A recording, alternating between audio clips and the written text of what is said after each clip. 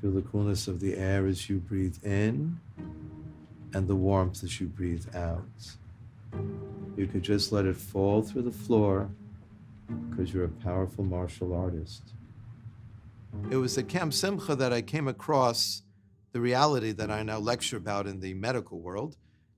I came upon this 5-year-old child in the infirmary in camp who was having his port access for his chemotherapy.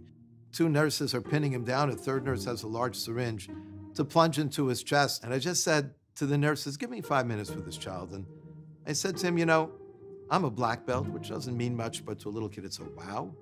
I said, do you want me to teach you some karate? He almost jumped off the table.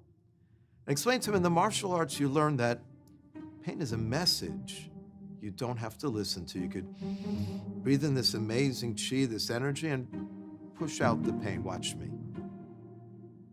20 minutes later, they pulled out the needle, and he looked up at the nurse and he said, did you do it yet? And that's when Kids Kicking Cancer was born. Power, peace, purpose. If you have a drug that works on 30% of the population, you have a hit. If you have a drug that works on 40% of the population, you're a superstar.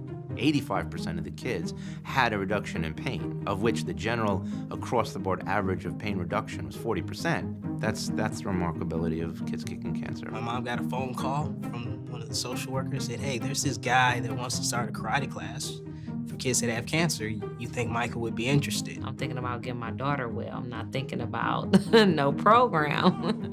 The martial arts is the carrot, but the key is giving the kids that internal strength for them to know that they can fight anything that comes their way. Not a physical opponent, but just the things that's going on within their body, and then the exterior things too, like frustration, anger. It's so empowering for them to come somewhere and feel like they have power, like they have purpose, like they're in control for that minute of time. Good job. We started coming, and the more she came, the more stronger she became. She'd just take her deep breaths, and she'll just get her shot done and be out before you know it. Doctors were still wanting to put me on pain medications, and I'd tell them, no, I'm a powerful martial artist. I'm gonna just breathe through it, push out the pain. You breathe in the light and you blow out the darkness. The light can be anything peaceful, nice, like world peace. You breathe out the darkness, like when something hurts really badly. We let our kids know you can fight that. You don't have to fall a victim to it. It just taught me to be strong about what I'm going through and taught me to teach the world. Their purpose is to teach the world. Once they've learned these techniques, once they've mastered them, now they have to go show the world. You know, if you can make someone's life here a little easier while we're here, because none of us are getting out here alone. 7, 8, 9, 1, 2, 1. Good. Breathe in the light and push out the darkness. The greatest tragedy is not the death of a child. Some of these children have impacted this world so powerfully, and that light's forever.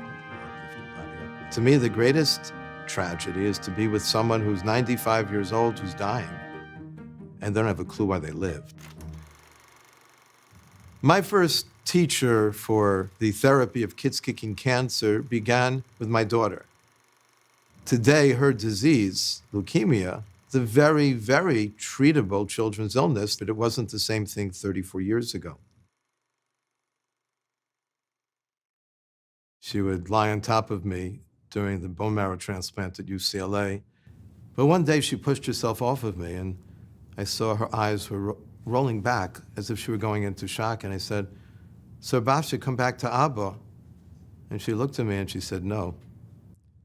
And I said to her, "Well, we can go here. We go to the zoo. We can go all the places we talked about and dreamt about leaving the hospital to go to." And very clearly, she kept saying no. Then I asked her, "Where do you want to go?" The bed at UCLA was right next to the window, and she pointed up to heaven. And I said, "Do you want to go to Hashem?" Which means God. And she said yes. And that's when she took the bottle and began to drink it and seemed to calm down. But at that point, I felt I was talking to an old soul. and I begged her to stay. But in the process of her life and in her death, she taught us that no matter what we face in our lives, we can breathe in the light and blow out the darkness, and know that when you can illuminate this planet, which can know so much darkness, with that light, it makes all the difference in the world. One more strong bow. Power, peace, purpose. Power, peace, purpose. Power, peace, purpose. And that's power, peace, purpose.